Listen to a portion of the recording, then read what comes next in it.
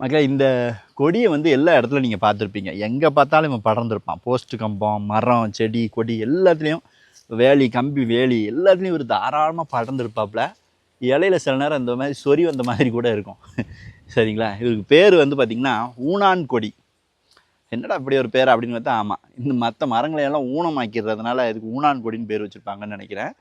இதுலேயும் ஒரு மருத்துவ குணம் இருக்குது. என்ன மருத்துவ குணம் அப்படின்னா, இந்த இலையை அப்படி பிச்ச உடனே, இந்த காம்பு இப்படி பிச்ச உடனே அதுலேருந்து ஒரு பால் வரும். சரிதான்னு தெரில உங்களுக்கு. கொஞ்சம் அப்படி கட் பண்ணி விட்டிங்கன்னா சுல்லுன்னு ஒரு பால் வரும்.